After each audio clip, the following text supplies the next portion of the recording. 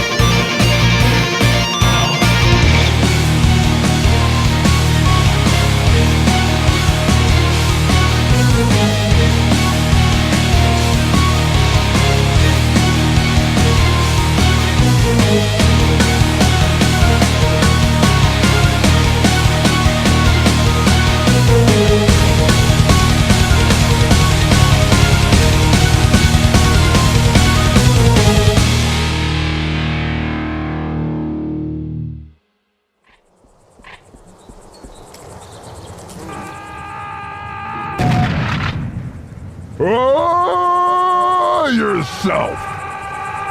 Uh-oh. Sam, I am.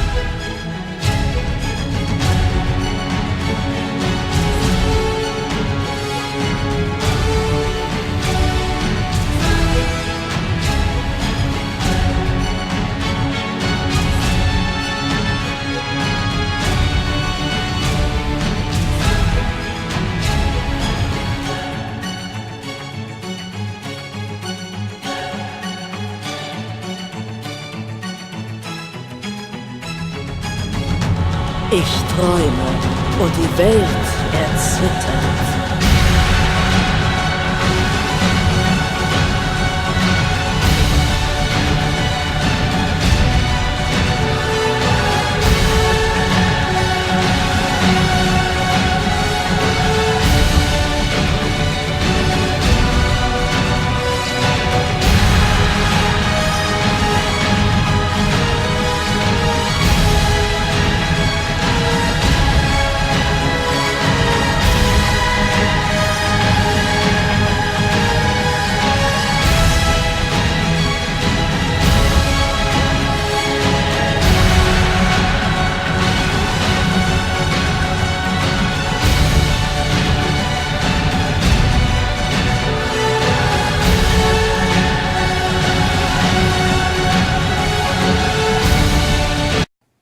Fazer na match. Fazer, say it again. Fazer na match. Fazer na match. Boom.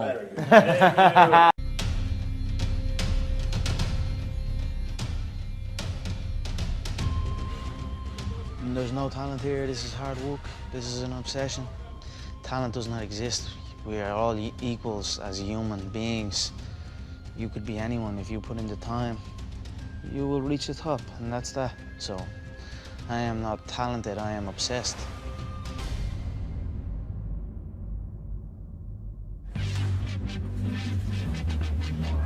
Give it up for the notorious Conor McGregor!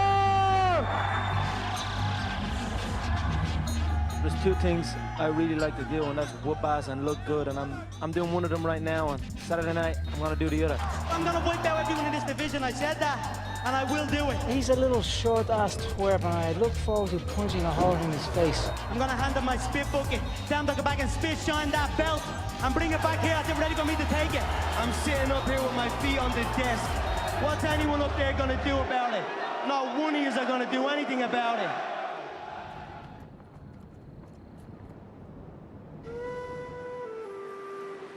Conor was born in Dublin City in one of the national maternity hospitals here, 12th of July 1988. Midwife turned to my wife and said, this guy is going to be a boxer, because he came out of the womb with his fists clenched. So he was destined to be a fighter, I think. I had many fights growing up, as most young boys do from where I'm from and around this area. Get into fights. I won some and I lost some. When he went boxing, I remember he turned to us and says, "Why didn't you put me in boxing earlier?" He knew that was for him. Conor first stepped into my gym when he was about 16. Conor did stand out early on in that he could hit hard, and he also had let's call it a gregarious personality.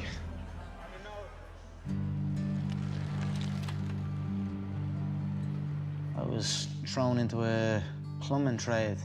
Give a about plumbing, didn't know anything about plumbing. I just went on that site because culture told me that that's what I have to do. I'd done it for a while, and then I realized this is not what I want to do. If this is not what I want to do, then what the f am I doing it for? And I walked out, 18 months in, maybe. There was a concern there for us, for his mother and father. We didn't know what he was going to do, to be honest with you. Early on, obviously didn't know what it was. I couldn't look to my mother and say, hey, this Irish man done it. I'm gonna follow in his footsteps, because there was no footsteps. I had to create my own footsteps and follow them. They were a little unsure at first, but they supported me, and they knew I would do it. If I said I'd do it, I'd do it, so. I was actually in Ireland, and people kept coming up to me and talking about Conor McGregor. Have you ever seen Conor McGregor fight? Have you ever heard of Conor McGregor? Well, I came back to Vegas and talked to the matchmakers, and they had heard of him. So I flew him out from Ireland. He and I went out to dinner. He told me he's on what's called the dole, which is basically unemployment over there. When I left that dinner, I said, I don't know if this kid can fight, but if he can even fight a little bit, he's going to be a huge star.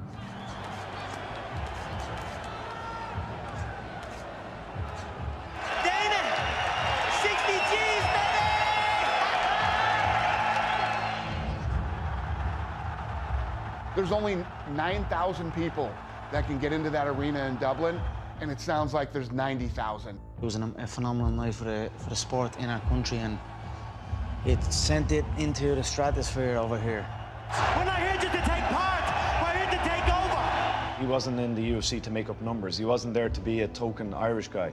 He was there to take over, and that's what happened over the last 12, 24 months. The numbers don't lie. No pipe did hug, no battle drum did sound its red tattoo, but the Angelus bells or the Livy swells rang out in the foggy dew.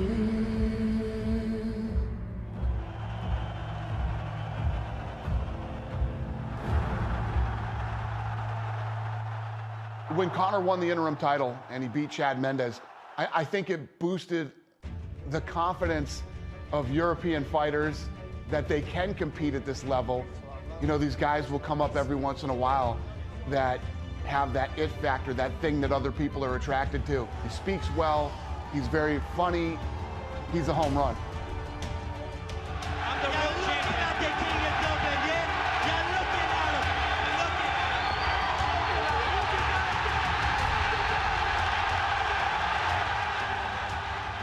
him. This next fight is done and dusted. It's over. It's been over since January of this year. Aldo is a busted flush at this moment, okay? He's finished.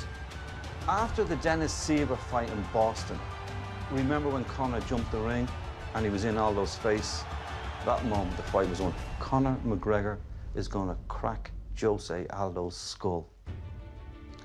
I'm not happy to say that, but I think Jose Aldo would want to have a good craniologist on standby. Look into my eyes, little man. Little Brazilian. Ooh, vamos here. If he shows up, he will be agitated, he will be over-emotional. If I half faint, he will overreact. He will drain himself from this. He will panic. He will overload on the right hand. I will slip the right hand and bang the left hook. That will be the beginning of the end. McGregor, how long is it going to take you to rip his head off? It will be done in one.